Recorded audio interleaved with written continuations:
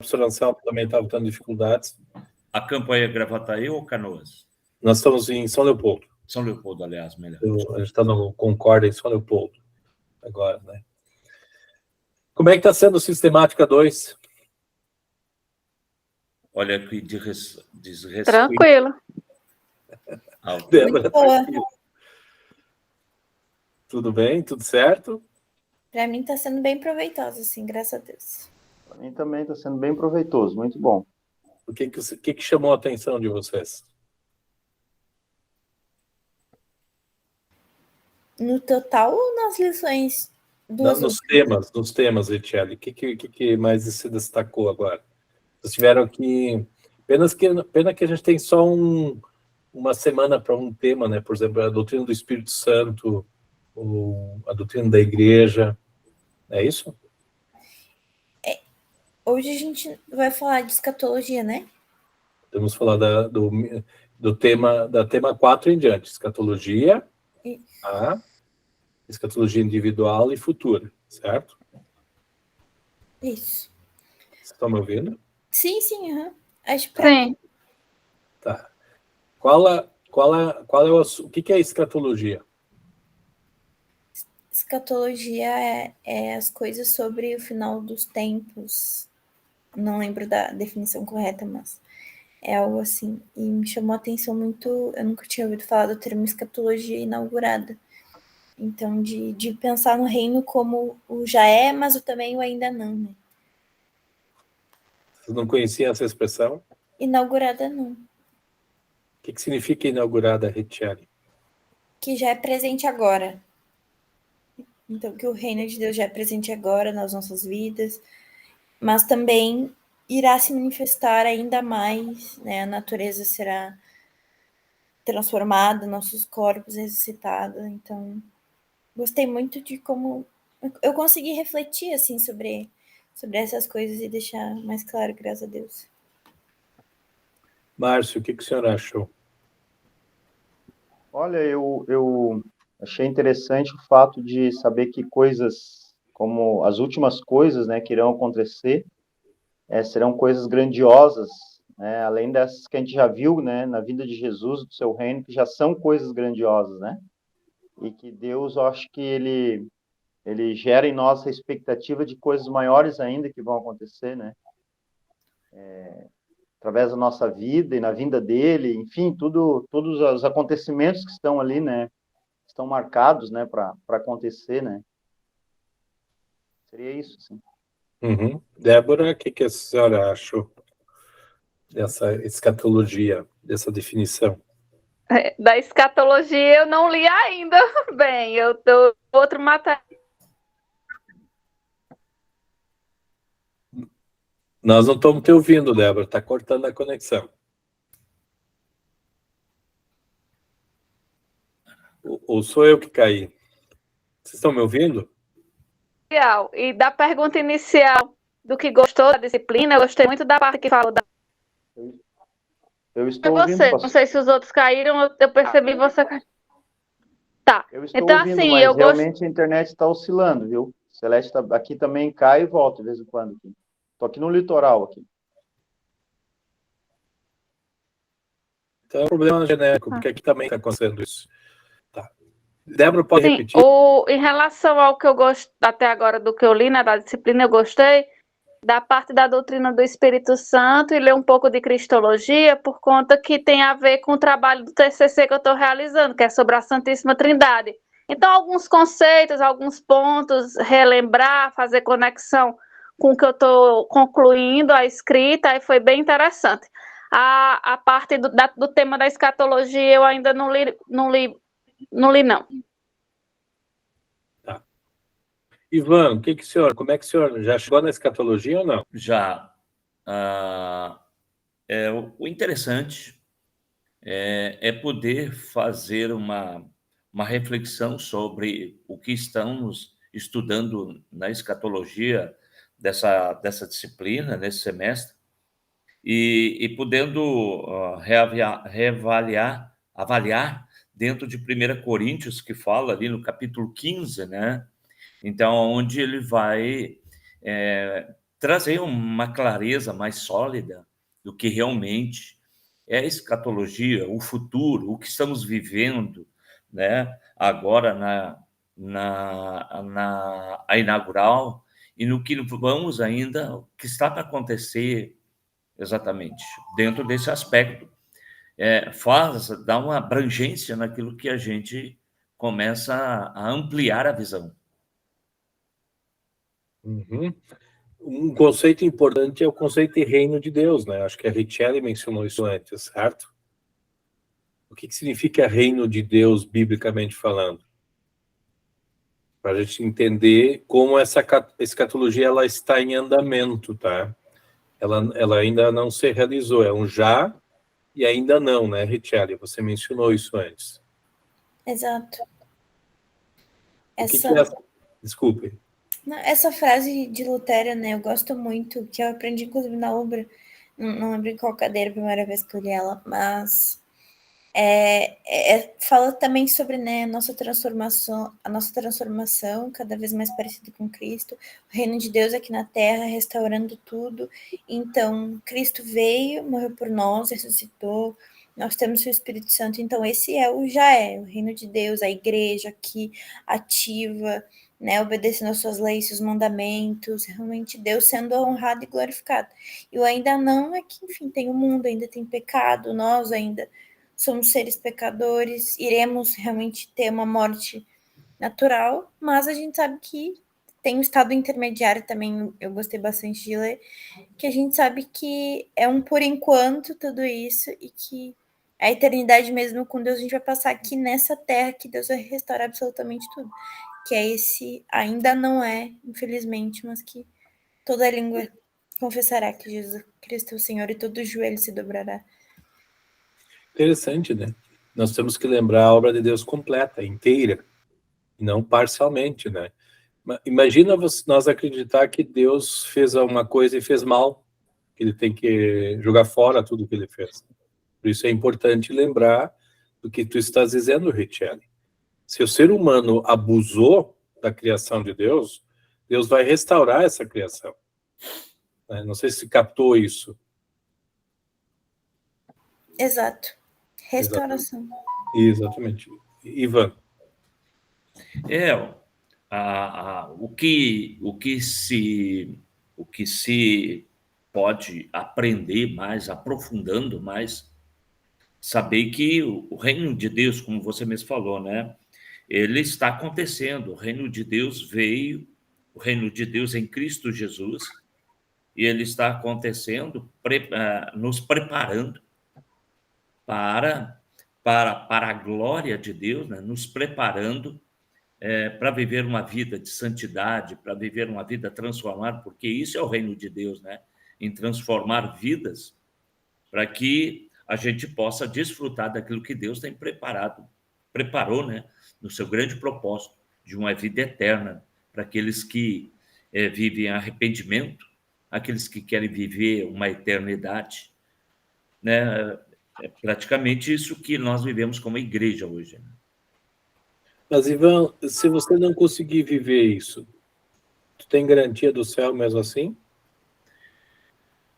Olha só, a gente como cristão, a palavra de Deus é a nossa direção, é o nosso árbitro para a nossa vida. Aquele que não obedecer a palavra de Deus sabe que está condenado.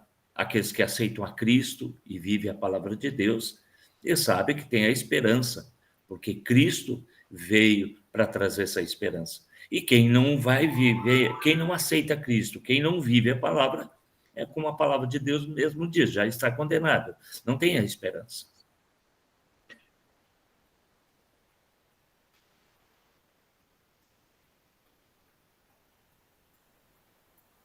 Trancou. Alô? Não, o professor Clóvis caiu novamente. Sim, ele está com um problema na internet lá no Concorde aí, né? Mas continuamos aí, né? Então, a compartilhar aí para... Ivan, seria isso? Perfeito? Perfeito? Aproximando-se a isso, né? Daqui a pouco acho que o professor retorna para dar a reação dele, né? Então... Mais alguém quer dar sequência na...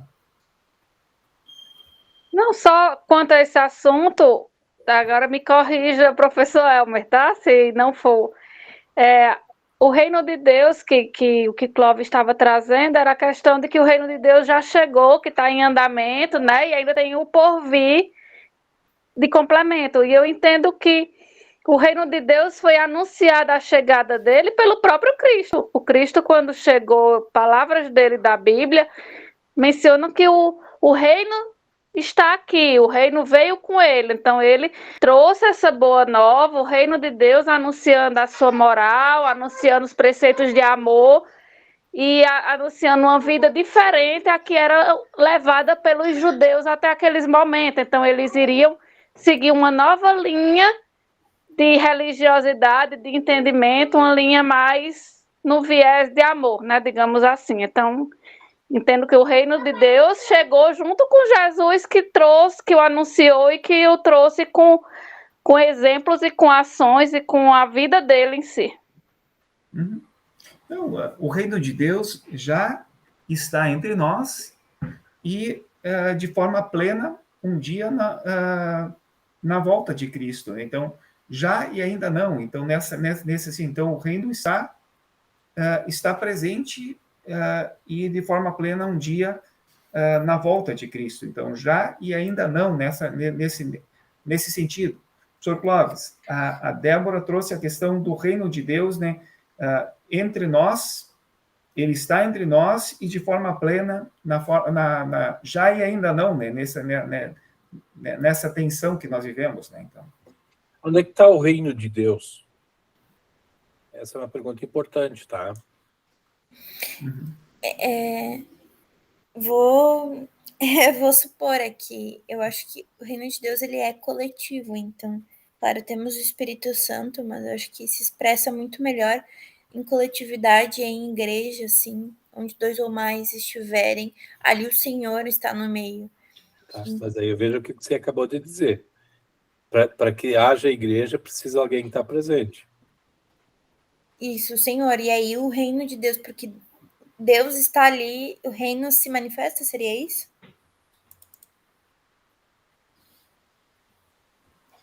Alô? sim, seria isso, sim. Jesus disse, né, professor Elmer, que perguntado pelos discípulos onde estava mostra o teu reino, né? Acho que Jesus declarou isso, né? O reino de Deus já está dentro de vós, né? Essa é uma declaração muito consistente, né, para aquela época e para o nosso tempo, de poder desfrutar desse momento, assim, do reino já presente. Como disse o Ivan ali, né? Por essa nova vida, por esse desfrute, esse deleite que a gente já tem em Cristo, por aquilo que Ele fez, não por aquilo que a gente pode receber aqui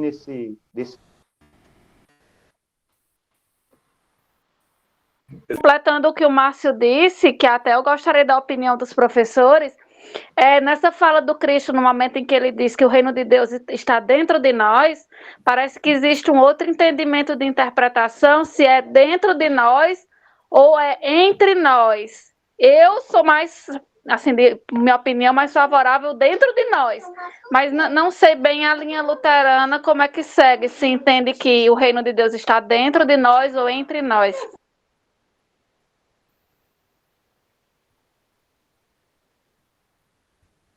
Ô, Débora, tem um fique de olho lá acho que tu não chegou no estudo ainda, né? Mas tem um fique de olho lá que fala exatamente sobre isso, né? Que o termo pode significar dentro de, mas também na companhia de, e daí no meio de, né? Acho que as 3 coisas assim englobam, todos, né? Estão corretos, isso, Márcio? Isso aí. Tá no fique de olho lá, né? Ainda vai dar uma explicação muito legal que aos judeus que esperavam que o reino de Deus se manifestasse com poder visível, né? A gente sabe que eles esperavam um rei humano com espada, né? Montado num cavalo, que fosse fazer guerra, né? Daí ele vai dizer, possivelmente com poder militar contra os dominadores romanos, Jesus mostra que o reino já está presente, mas de uma forma diferente na sua pessoa como Salvador.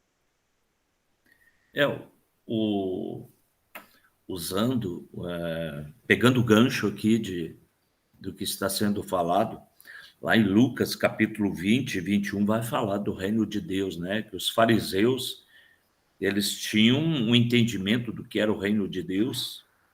E ali diz, então, interrogado pelos fariseus sobre quando viria o reino de Deus, Jesus lhe respondeu: não vem o reino de Deus com visível aparência, nem dirão, ei-lo aqui ou ei-lo está, porque o reino de Deus está dentro de vós.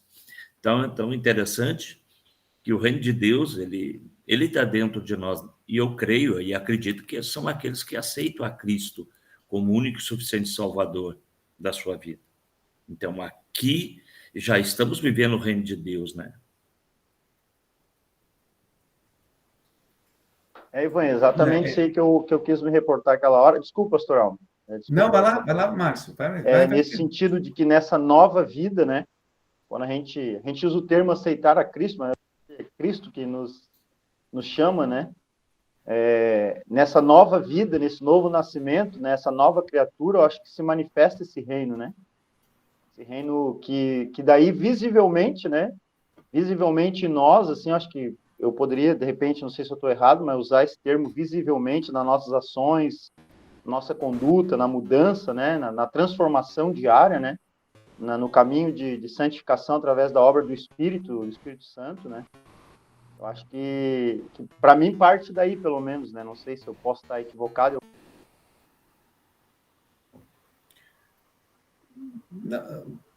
Tá ouvindo, professor? Eu acho que sim. Tá. Vamos fazer um exemplo, vou pegar um exercício bíblico bem simples, a história de Noé. O reino de Deus é salvação, certo? O que salvou Noé? A fé. Não. A fé Obediência. e a obra. O fazer junto. O que salvou Noé? Foi entrar na arca. Tem que entrar na arca, se não entrar na arca, ele está morto. Não foi a fé de Noé.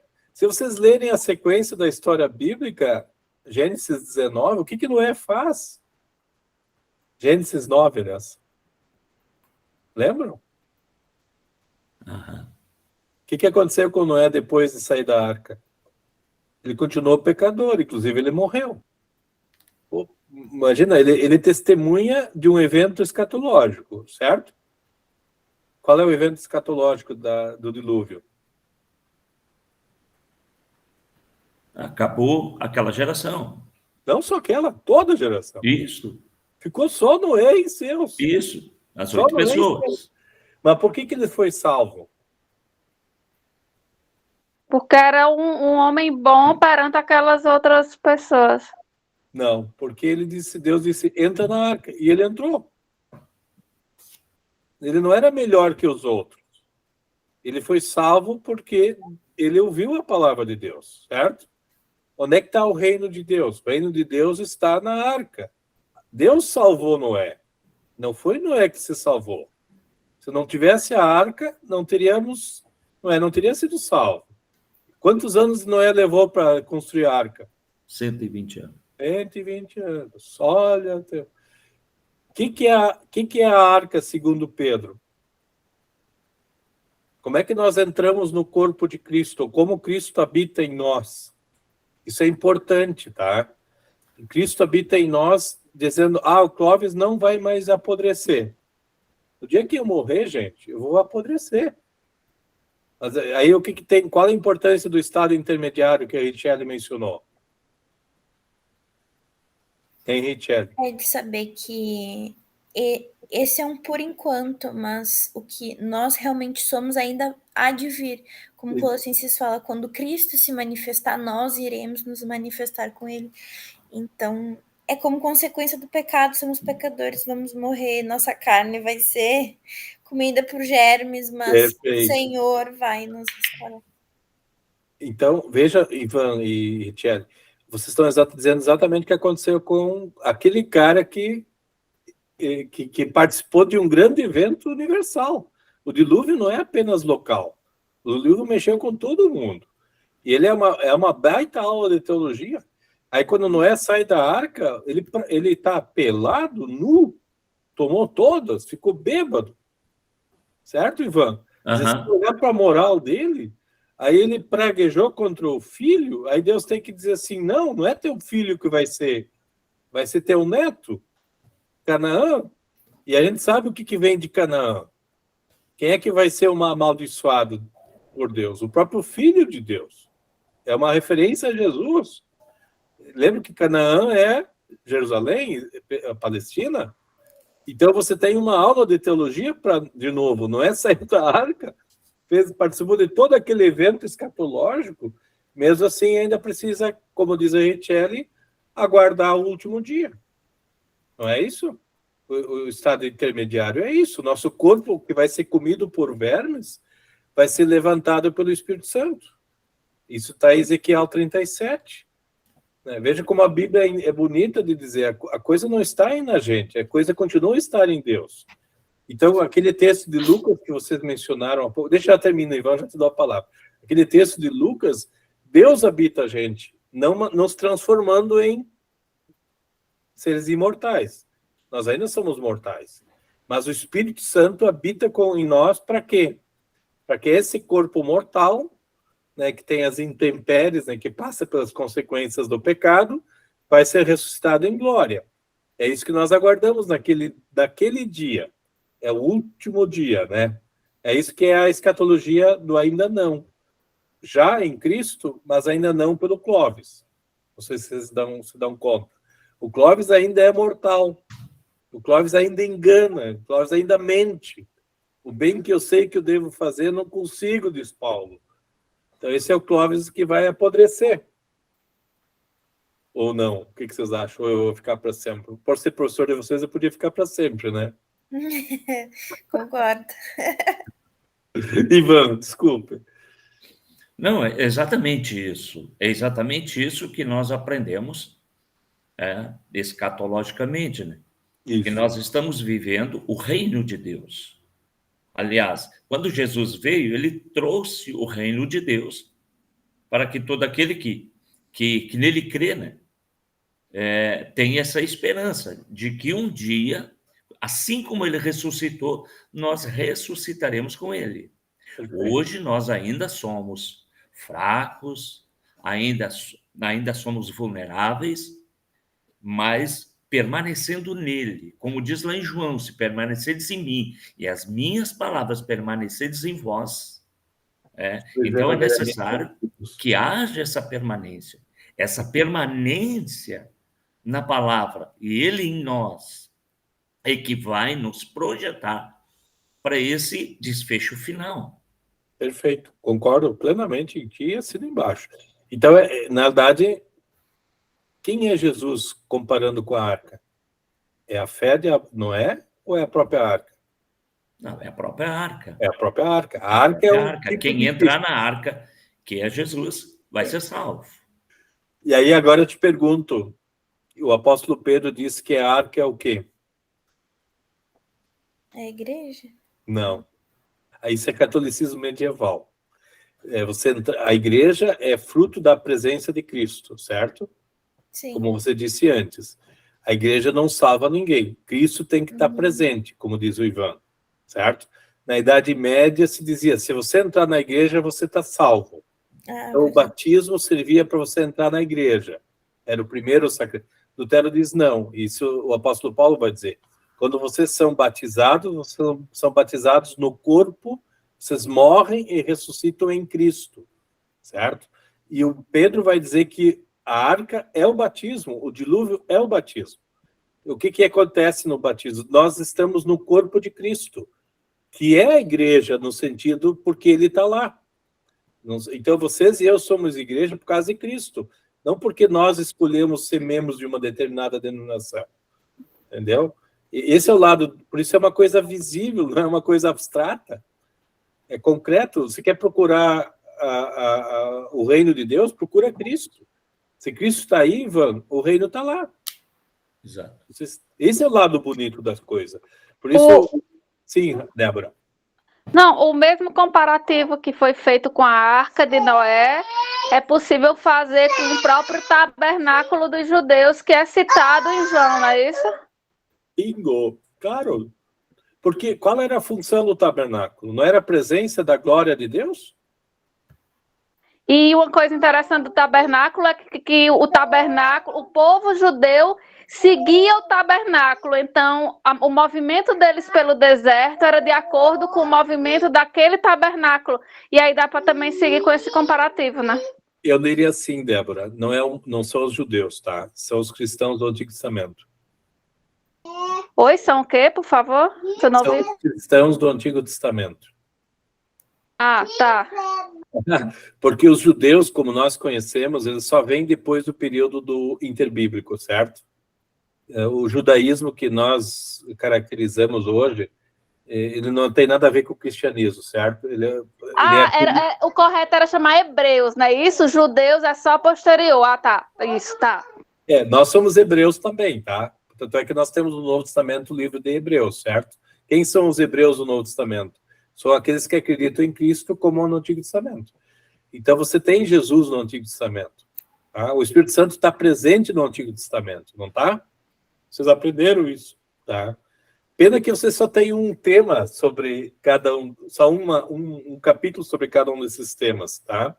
Eu leciono essa disciplina de sistemática no presencial, e um dos assuntos que eu trabalhei sexta-feira é esse habitar de Deus no crente, certo? Que vocês estavam falando há pouco, ok? Algumas igrejas, como a Igreja Oriental, vai dizer que nós nos tornamos Deus. Na verdade, não, nós somos criatura. Lembram? Não sei se vocês lembram que Satanás testou Adão e Eva dizendo que eles seriam iguais a Deus. Uhum. Então, infelizmente, nós não somos Deus, nós somos criaturas. E por isso, como diz a Richelle, esse corpo ainda vai apodrecer. Você que está no hospital, Richelle, sabe disso muito bem. Sim. Nenhum médico consegue se curar a si mesmo. Certo? Exato. Isso é ruim, né? Meu pai também está muito doente, está no hospital há vários dias, pegou uma bactéria no hospital. Né? Imagina, tu vai para o hospital para ser salvo, né, do infarto e de repente você pega uma bactéria. E ele, por muito pouco, não faleceu. Tá? E nós visitamos esses dias, né? E o médico disse, olha, não tem muito o que fazer, não tem nenhum antibiótico que ajuda. Então, o único antibiótico, Lutero vai dizer isso, o único antibiótico da eternidade é o corpo e o sangue de Jesus. Não é o Clóvis. Não é o meu corpo, que é um saco de vermes, né? Como dizia Lutero, que vai virar um saco de vermes, ou não. É uma linguagem meio estranha isso aí, né? O corpo é bonito, né? Mas ele, em algum momento ele apodrece. É bonito e vai ser ainda mais na nossa ressurreição. Isso, correto. Por isso Deus não abandona. A última palavra de Deus não é a morte. Pelo contrário. Não sei se vocês lembram do último artigo do Credo. Se nós cremos na criação, nós cremos também na ressurreição do corpo. Foi Ivan que disse isso. 1 Coríntios 15. Isso é fantástico. Isso é teologia, tá? Deus não abandona a sua criação. Deus vai cuidar até a eternidade. Eu já falei demais, né? Estou bem motivado agora, vocês me cutucaram. Oi? Eu acho que a grande dificuldade da nossa geração, eu acho que gerações posteriores também, talvez futuras, se a gente não mudar um pouco o conceito, é não estudar e ensinar sobre a escatologia, né? Porque nós fomos ensinados uma mentalidade de reino terreno, né? Um reino que abençoa aqui, um reino próspero aqui, um reino limitado, né? Um reino que ficou muito limitado, assim, por ensinos errôneos, enfim, né? E se a gente for conversar com a maioria dos cristãos, eles não querem conversar sobre escatologia. Vamos ler Apocalipse, as pessoas têm um chilique, Apocalipse não, né? Eu acho que esse reino é tão bonito, tão lindo, né? Quando a gente lê Ezequiel, Daniel, vai Apocalipse, né? Vê João, né? Enfim, a gente percebe um reino maravilhoso e bonito que deveria gerar uma expectativa em todos os cristãos, né? De alcançar esse lugar, né? Viver já a alegria desse lugar agora já, né? Então, acho que nós precisamos realmente mais aprofundar nisso, né? Nessas questões, assim, né? Para poder ter esse entendimento maior dessa vida plena em Jesus agora, né? Senão a gente fica muito limitado, a gente é limitado, né? Infelizmente, né? Eu concordo, Marcos, contigo, assina embaixo. Tanto é que o fato de nós fazer teologia com vocês é por causa disso. o que nós queremos testemunhar? Nós testemunhamos, tá? Eu tento imaginar vocês aprendendo tudo isso. Nós estamos testemunhando que a verdade de Deus continua valendo. Se o mundo não crê e não acredita, e cada vez menos, né? Porque o mundo, a pressão é grande, tá? De todos que lado, né? Não sei se vocês percebem, né? A gente está aí para se ajudar teologicamente. Exato. Eu tenho visto ao longo desses anos que tenho vivido de fé, que nós temos vivido muito, não dizer que somos crentes materialistas, mas nós temos vivido uma época muito materialista. Nós não vivemos praticamente, não estou generalizando, mas a gente vive para o hoje, para a nossa geração, para construir, para fazer isso, fazer aquilo, e nós não costumamos pensar que não somos eternos aqui, e que haverá um fim. Eu achei legal ali no estudo, na apostila, né? Como aquele soldado que se achava tão vitorioso, né, de cada batalha, e alguém dizia para ele, mas tu ainda vai morrer, vai chegar o teu dia. Então interessante que nas nossas igrejas, nas igrejas praticamente que a gente vê, é pregado muito sobre prosperidade, pregado muito sobre a vida agora aqui. E nós sabemos que os anos se passam e tudo que nós estamos fazendo, nós estamos semeando, para o futuro. Então, falando escatologicamente, a gente sabe que o melhor de Deus ainda está por vir, ou o melhor para a nossa vida ainda está por vir. Então, eu costumo muito a salientar muito esse tema escatológico, né? Em saber que tudo que estão vivendo aqui vai acabar a qualquer hora. A morte, ela não manda avisos, né? Então, a gente sabe que pode acontecer um incidente e partirmos. E aí? Como estaremos? Como nos encontraremos no outro lado? Como será a eternidade? Então, hoje eu acho muito importante esse estudo, né? Essa disciplina é muito importante porque mexe um pouco com o nosso interior, né? Nossa mente, sobre o reino de Deus que foi implantado por Jesus. E nós viver esse reino de Deus, nós nos afastando do pecado, nos afastando de tudo aquilo que desabona a um dia, quando Cristo vier buscar a sua igreja, nós sejamos privilegiados com isso. Não que nós não merecemos nada, mas Cristo levou sobre si, né, nossas falhas, nossos pecados. Por quê? Porque ele tem a visão de que um dia tudo isso vai passar. E aonde nós estaremos? Se ele ressuscitou, a esperança nossa, né, é de ressuscitar com ele, né, num corpo transformado. Isso é lindo. Uhum. O Ivan, esse coronavírus, né, aliás, inclusive era uma dos amplia aí, que o professor Linden colocou, né, o coronavírus é sinal dos tempos, do fim. Para muita gente, sim, a morte e tal, parece que termina tudo aí. E não é isso, né? A doença que se espalhou e nós todos ficamos reclusos, né? Nós sobrevivemos, né? Exato. Um curso apocalíptico, né? Os sobreviventes, né? Vocês estão me vendo? Estão me ouvindo? Sim. Sim. Então, Deus continua presente, tá? Graças a Deus nós podemos continuar falando das coisas dele, né?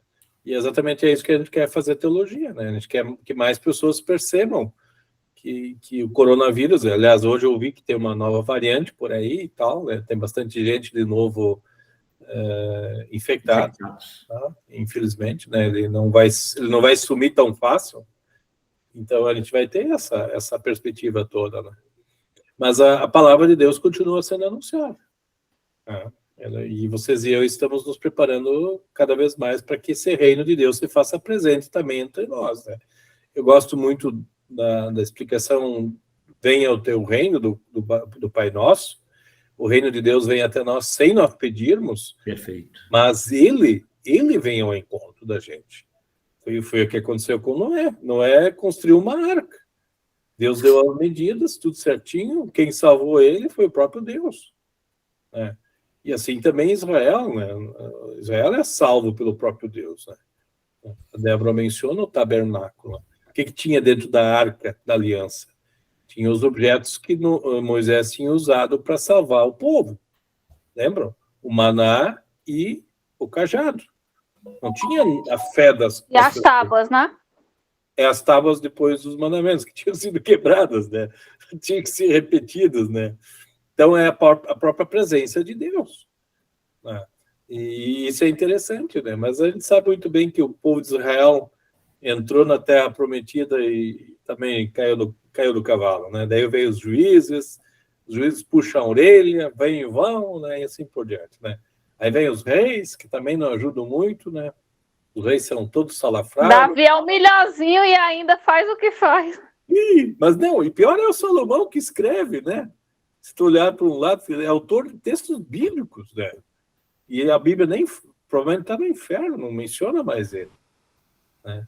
Ei, professor, explica para mim um detalhe dessa parte de escatologia, ali bem para o final, assim, o teu entendimento, tá? Justamente porque eu não tenho o meu formado bem. A fala é que quando Jesus tiver a segunda vinda de Jesus, ele viria para julgar os povos, né? As pessoas. Mas aí, em falar em julgamento de Jesus, quando você vai pensar que atualmente, se eu tenho fé em Cristo, eu sou salva, e os que não acreditam em Jesus Cristo já estariam condenados. Então, o que ele viria fazer aqui realmente então não seria bem um julgamento, porque isso a gente já consegue prever quem está salvo e quem não está. A gente não consegue prever o outro, mas a gente intimamente tem o conhecimento de que os que acreditariam estariam salvos e os que não acreditam não estariam. O que seria bem assim, o julgamento de Jesus seria uma outra palavra a ser usada corretamente, ou é isso mesmo, só que eu não estou captando a informação correta? Você lê o material ali, tem no tema 6, tá? O juízo final. Tá? O evangelista João já diz exatamente o que você está dizendo, Débora, certo? Quem não crê já está julgado, ok? Tá. Mas os outros evangelistas chamam a atenção de que você não deve separar o joio do trigo. E aí? Ou seja, deixar para o Cristo resolver, é isso? Não só isso. Não, assim, essa fala, no caso, que então não deve separar o joio do trigo, quando Jesus fez essa parábola na época, foi pensando em que eles são muito parecidos e que se deveria deixar crescer para realmente ver o que era trigo e o que era joio. Isso na parábola da época de Jesus, né? Então, do que foi dito por eles. Esse entendimento traria-se para a interpretação de que deixe o joio e o trigo seria deixe crescer para Jesus definir o que é joio e o que é trigo? Na verdade, quem define o que é joio e o que é trigo é o próprio Jesus, como tu dizes, tá? Qual é a última chance de alguém deixar de ser joio? Crendo em Cristo. Seria isso a resposta? Até quando isso pode acontecer? Até o último segundo de vida. Exatamente. Então, enquanto há vida, há esperança, tá? Então, nós não podemos dizer assim, eu posso dizer, olha, você não está no reino de Deus, eu vou te tirar da ceia, por exemplo. Vive em pecado contra a vontade de Deus, como o Ivan disse. Isso é o quê? Isso é julgamento, certo? Aí você não precisa nem esperar o último dia, você já está fora. Tá? Então, um pecador que não se arrepende do seu pecado está fora. Não sei se vocês estão entendendo. Mas o objetivo que Mateus 18, lembra de Mateus?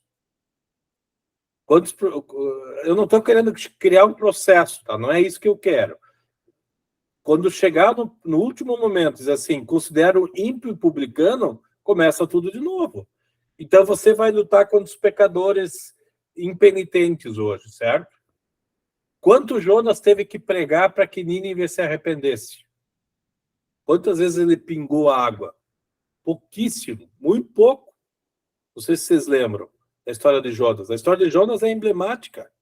A história de Jonas nos desafia a nunca desistir das pessoas. Por quê?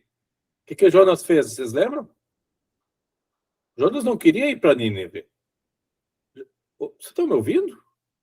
É que eu não sei a resposta, por isso que eu tô calado. Tá bom. Sim, Jonas não queria ir para lá. Jonas queria Não, fugiu. Então, se vocês têm diante de vocês um pecador que não se arrepende do seu pecado, tá? O que vocês vão fazer? Essa é uma pergunta. Esse é o objeto de missão do amor de Deus. Deus continua em missão com a gente até o último dia.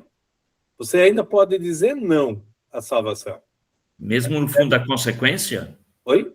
Mesmo no fundo da consequência, Mas quando veja ele só. orou, Deus ouviu ainda. Exatamente. O que acontece? Quer dizer, o Jonas, né? Aliás, quem salvou Jonas? A baleia é sinal do quê? Tá certo. Você percebe? Onde é que está a salvação de Jonas? Está na baleia. Tá na É baleia. Jesus, que ficou 3 dias enterrado e não viu corrupção. Ele não apodreceu. É o Jesus, de novo, é o Salvador, tá? Tanto de Jonas como nosso. E Jonas foi pregar isso, que Deus quer salvar Nínive. E Nínive toda se arrependeu. Significa, o que é arrependimento? O arrependimento não salvou Nínive. Quem salvou foi Deus não dar o juízo sobre ele. Então, é isso que vai acontecer no último dia para nós, Débora e Thierry. Vocês e eu temos um advogado. Quem é o advogado? É Jesus. Ele vai ser a razão do Espírito Santo nos chamar da morte para a vida eterna. Então, eu vou apodrecer, vocês vão apodrecer. Até agora ninguém sobrou para semente. Eu acho que não, né? Então, com exceção de 2 ou 3 que não morreram, né? Quem é que não morreu no Antigo Testamento? Enoque. Enoque, Elias. E o corpo de Moisés não foi encontrado, certo? Isso. E lá no dia da transfiguração, Elias e Moisés aparecem. Enoque não aparece. Tá certo. São os personagens que não passaram pela morte. Tá? É. E nós sabemos que no Novo Testamento, Jesus ressuscita pessoas. Lembra? Lázaro é um deles. Mas Lázaro voltou a morrer. Tá? Então, o juízo de Deus é temor para quem? Para quem não tem um advogado. Tá? E para esse é temor, né? Então, o juízo significa julgar, ser condenado, separar, distinguir, né? Como a Débora mencionou, separar o joio do trigo também, né? Então, tudo isso faz parte do último dia. Né? Não está nas mãos da gente. Está nas mãos Talvez não passaremos pela morte quando Nós Cristo vier. O que é a morte no Novo Testamento para nós, Ivan? A morte? A morte é um sono. Os que estão no Senhor não morrem. Por isso o Richelli antes falou do estado intermediário, tá? Uhum. Porque a alma, o que é a alma? A presença do Espírito Santo. Lembra o que é a alma lá no Jardim do Éden? A alma vivente, o Espírito Santo entrou. E quando Jesus explica isso para Nicodemos, ele diz de novo, vocês não podem nascer de novo, mas do alto sim, do Espírito sim. Tá? Por isso, os assuntos dessa disciplina são o Espírito Santo, igreja, o ministério que prega, continua pregando isso, né? E a escatologia, está tudo ligado. Mas, professor? Sim. E aqueles a qual, quando Jesus vier nas nuvens, que os mortos ressuscitarão primeiro, e sairão e irão ao encontro de Jesus, e nós, os vivos que tiverem, seremos transformados em um corpo incorruptível. Sim. Eu não sei quem são eles. Escatologicamente, o que o senhor me diria? Quem são os vivos? Até agora nenhum sobreviveu, né? Sim. Então todos são mortos. Sim, então, mas naquele dia, na vinda de Jesus. Naquele dia, sim. Só que aquele dia não vale para nenhum de nós até hoje. Sim, não. A última geração, vamos dizer assim, que estiver lá na volta de Cristo. Sim, porque eles não vão passar pela morte. Perfeito. Eu não sou daquele tipo de... Em caso de arrebatamento, esse carro ficará desgovernado. Né? Não, é meio... Eu acho que isso é Hollywood aí um pouco, né? Mas muitas igrejas estão por aí, né? Algumas igrejas acreditam nisso. Quer dizer, o arrebatamento é como se ele ocorresse hoje. E há uma clareza ali, você disse bem, diz respeito àqueles que não dormiram. São aqueles que não morreram, não passaram pela morte. Né? Eu e você provavelmente vão passar pela morte, nós não sabemos, porque o juízo pode ser amanhã. E Shelley? Professor, eu fiquei com uma dúvida lendo o material, mas também é uma dúvida que eu já tinha há um tempo, assim. Pode ser, assim, estranha a pergunta, mas, assim, no juízo final, vai ser mostrado, por exemplo, os pecados de todos, por exemplo, estarão à luz, ou simplesmente vai ser salvos e não salvos? Quem é que diz que você pecou hoje? O Espírito Santo? Ou a palavra de Deus? Isso, o Espírito Santo, a Certo? palavra de Deus, Quer dizer, aponta. você não precisa esperar pelo dia do juízo final para saber que é pecado ou que não é. Não sei se tu me entendeu. Entendi, sim, mas eu não digo para mim, mas eu digo, por exemplo, publicamente. Ou isso, o juízo, ele será individual? Do tipo assim, a gente vai saber ter consciência de quem estará com a gente no paraíso? No Claro. com o Senhor? Eu concordo, para mim, você mesmo deu a resposta. A criação vai continuar, né? Nós vamos voltar, né, a sermos criação. Não sei se vocês leram um artigo uma vez, se os animais vão estar no céu, tá? Eu acho que foi lá no início da disciplina de introdução à teologia. Sim, os animais vão estar presentes, eles fazem parte. O discurso escatológico envolve toda a criação. A gente pode perguntar quais são os animais que estavam na Arca de Noé. Todos. Agora vocês vão perguntar, e os dinossauros? Poxa vida, agora vocês me deixaram de calça curta. Eu nunca estudei o assunto. Está faltando a professora Cira aqui. A professora Cira ia dizer que todos os animais foram salvos. Certo? Todos os animais significa o quê? Deus escolheu os animais, não colocou eles todos lá na arca? Né? Então, sim, toda a criação de Deus está salva. Então, a palavra de Deus hoje separa, né, como diz o apóstolo Paulo em Efésios, eu acho que é em Efésios, né, separa junta e medula. Então, se você quer saber se você cometeu um pecado, olhe para a palavra de Deus. Não sei se vocês lembram da conversa do Lázaro e o rico. Aí o Lázaro pergunta, né, Jesus, manda alguém lá para os meus parentes para resolver o problema, para não vir aqui no inferno, certo? Aí o que Jesus diz? O que eles têm, os parentes? Que não iam permitir, porque ele não acreditou nem no momento em que estava em conversa. O rapaz não tinha acreditado nem no momento em que estava naquele local, quanto mais os parentes deles não iriam acreditar. Então não adiantava mandar ninguém. Mais ou menos nessa linha. Acho que ele responde um pouco diferente, Débora. Ele responde que os parentes têm a lei e os profetas. Tem Moisés e os profetas. Isso, que nem alguém ressuscitando dos mortos adiantaria. Exatamente. Então, isso. A palavra existe, tá, Richelle? Ali você tem um exemplo de um discurso escatológico, certo? Então, se você tem a palavra e não dá ouvidos a ela, a quem você deu ouvidos? Ao pai da mentira. Lembra que é a história de Gênesis? Adão e Eva querem ouvir Satanás. E ali é a separação. É outra fonte. Então, Moisés e os profetas representam a palavra de Deus. Então, se vocês querem saber se alguém crê ou não crê, olha para a palavra. Ok? Por isso o apóstolo Paulo diz que quando alguém que é crente e mata o espírito está morto, teologicamente. Né? Então, ele chama a atenção disso, né? Porque o Espírito Santo é que dá vida. Inclusive, é o Espírito Santo que nos chama da morte para a vida, como diz o credo. Né? Então, esses termos você tem, né? Isso é nova vida. Já e ainda não. Né? Então, o Clóvis é simultaneamente justo e pecador, como alguém vai dizer. Né? Então, o bem que eu sei que eu devo fazer, não consigo fazer. Não sei se dá para entender isso, né? Professor? Sim. E falando sobre escatologia cósmica, qual é, assim, o sentido mais nítido para que a gente possa... O que é o cosmos? É a criação. A criação. Então, lembra lá depois da arca, o arco-íris significa que Deus não vai fazer mais, a não ser no último dia, um evento cósmico. Nós Perfeito. então aguardamos um evento cósmico. Como diz a Richelli, que a criação vai ser transformada numa nova criação. Uhum.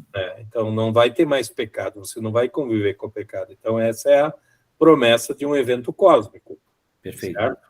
E sobre a Então, nova terra, novos exatamente. céus. O Apocalipse vai chamar isso dessa forma. Então, lá em Apocalipse 22, eu fiz, não sei se alguém viu o exercício que eu fiz esses dias, observar as dádivas de Deus. Gênesis 1, que é a criação, Gênesis 3, a promessa de Jesus, e Apocalipse 22, esse novo céu e nova terra restaurados, certo? Então, essa é a linguagem bíblica para descrever como Deus está em ação.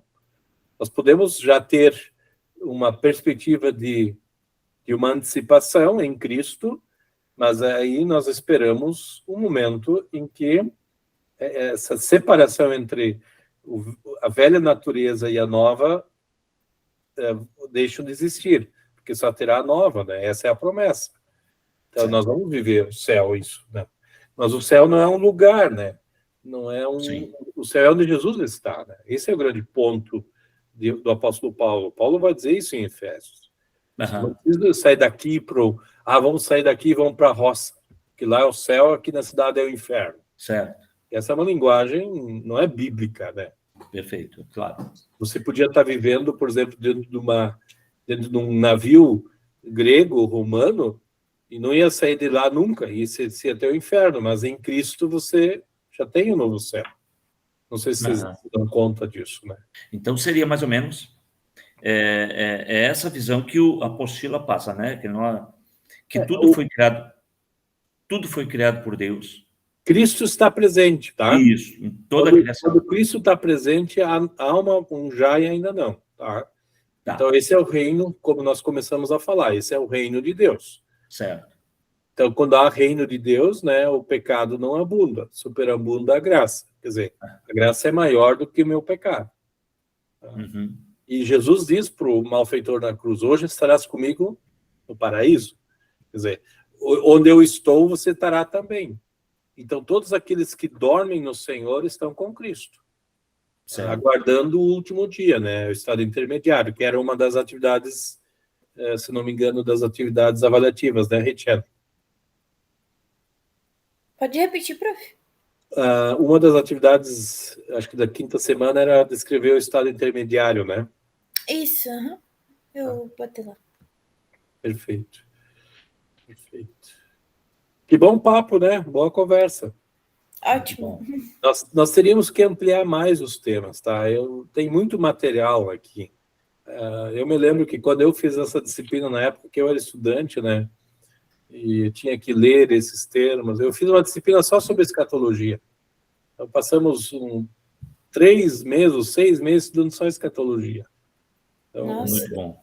É bem mais aqui que O bom seria um semestre. ou fazer um curso de extensão. Tá? Eu estou pensando nisso, tá, Ivan? Daí vocês têm essas opções, né, de estudar a parte. Não, outra coisa, professor. Sim. Eu até tenho pensado em, depois terminar essa graduação, fazer uma especialização em escatologia. Uma coisa que você pode fazer, Ivan, é depois pensar no TCC já. Aham. Não sei se tu está me entendendo. O TCC tu já podia pegar um assunto escatológico. Poder formatar uma tese sobre... Fazer uma monografia sobre e isso. defender um... Uhum. Isso me impacta. Isso, Escatologia, angiologia, hermenêutica, carismatologia, são coisas que me... Tá, ótimo. Provavelmente a gente vai estar junto aí, o semestre que vem, nos próximos aí. Uhum. Tá. Meus amigos, mais alguma pergunta? São 9 horas. Meu dia já foi longo, de vocês talvez tenha sido também. Sim. Meu começou cedo hoje. Eu queria fazer um pedido. Fala. Nós precisávamos ter mais aulas assim. Menos na quarta-feira, porque na quarta-feira eu tenho compromisso exatamente dentro desse horário. Hoje não é quarta, hoje é segunda, né? Não, tudo bem. Mas geralmente cai nas quartas, assim como essa, como outras matérias. Ah, ok. E principalmente eu, creio que meus colegas também, como a gente precisa, como é EAD, a gente carece muito de poder ter esse contato com vocês, de poder trocar essa figura, trocar essa ideia, falar cara a cara, tete a tete, e perguntar, pode ser até perguntas tão minúsculas, mas vai desenvolver, vai te criar um iceberg de conhecimento. Por favor. Com certeza, Ivan. A gente tem tentado estimular, mas nem sempre funciona, é usar o ambiente virtual, tá? Você pode gravar vídeos, pode fazer um monte de coisa. A maioria dos alunos não faz, né? Assim como a maioria dos alunos não está nem aqui agora. Então, a gente valoriza se tivesse a gente faria da mesma forma, tá, Ivan? Então, que bom que o senhor gosta disso, nós queremos também. Eu defendi já no passado, o professor Elmer é testemunha, de encontros semanais, mas ele não consegue dar conta de tudo, tá? A própria estrutura não favorece a gente para isso. Então, estão restritos, né? E você sabe que a gente ama muito vocês e quer o melhor de vocês, tá, Ivan? Sim, Márcio? Com certeza. E sabe, né? Depois dos 62 anos, a coisa começa a ficar difícil. Não sei. Fala, Márcio. Professor Clóvis, em relação a isso aí, esses dias eu fiquei constrangido, porque eu também não consegui entrar em algumas aulas aqui online, e eu vi que o professor estava só o senhor e o professor Elmer, gravando uma aula sem alunos, né? E eu fiquei pensando como seria, como o Ivan falou, importante a gente participar, né? Nem sempre a gente, olha, estamos em 3 alunos aqui, 4 alunos, é como se uma aula dessa fosse obrigatória, talvez. Olha, fizesse parte do currículo. Ó, né? Sei lá, vai valer nota ou não, mas não sei. Isso, valia um ponto. Obrigatório para que todos pudessem participar, né? Porque se não tiver compromisso, assim, no sentido, claro, muitos estão trabalhando, enfim, mas tivesse um horário assim que fosse obrigatório, como é bom mesmo, importante a gente poder. Hoje eu fiz um esforço para estar aqui, tem um compromisso, eu estou até meio atrasado, mas fiz um esforço para estar, porque eu sei que vocês também têm as responsabilidades, os compromissos, né, de vocês aí, né? Com certeza, Márcio. Eu gostaria de tornar isso. Eu sou fã do ensino à distância, tá? O Elmer também. Nós trabalhamos nisso e eu gosto. Né? Há pouco nós estávamos numa outra live, né? Nós tínhamos mais gente do norte e do centro-oeste do que aqui do sul, tá? Aqui tá todo mundo. Acho que é Débora que é mais. Débora, acho que é do norte, né? Ou tá aqui sou nordestina, mas moro em Porto Alegre. Tá em casa, né? Tá tudo... Mas há pouco nós estávamos numa live, né? O pessoal maior, o pessoal era de Palmas, né, Elmer? E a gente gosta disso. A gente quer estar junto com as pessoas, porque a gente não só ama o que faz, mas ama as pessoas que são objetos do nosso trabalho, né? Não, mas também, se a gente for lembrar, já teve uma conquista, porque quando iniciou o curso, as aulas síncronas eram raras, dependia do professor, e tinha uns professores que tiveram que deixar de fazer porque não era a norma da EAD. E aí o padrão era assíncrono. E eu achava uma pena, porque eu também gosto dessa interação. E com pouco agora, esse ano, já se tornou padrão ter aulas síncronas. Então a gente vai aprimorando a cada momento. Perfeito, Débora. Você sabe que nós fomos os que empurraram o sistema todo. E agradecemos vocês por isso, é realmente muito precioso esses momentos, assim, eu pelo menos saio daqui refletindo muito mais sobre o meu relacionamento com Deus, assim, é realmente que fica ecoando nos corações. Ivan. Não, como eu posso dizer para vocês, né, os 2 professores que estão aí, né, a gente já vem estudando há anos. Eu faço 30 anos que eu estudo Bíblia, então eu sou apaixonado por isso, e eu acho que nada melhor do que o estudo onde a gente pode falar livremente. É a primeira vez que eu estudo EAD, entendeu? Então, lógico, não sou velho, né? Mas passou de 60 anos, a gente começa a ter uma mente mais parada, né? Mas, com certeza, já melhoramos bastante lá no início. Nós não tínhamos, né?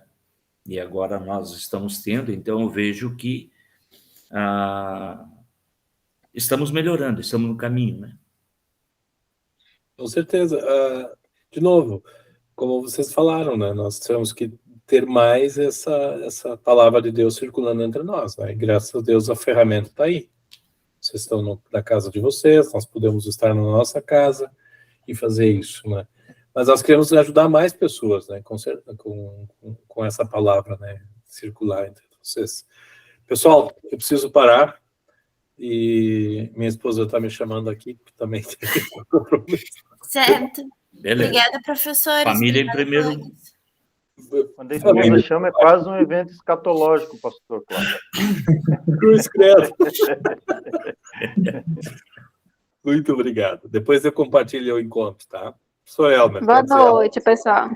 Boa noite, só aí, valeu a troca aí com o pessoal.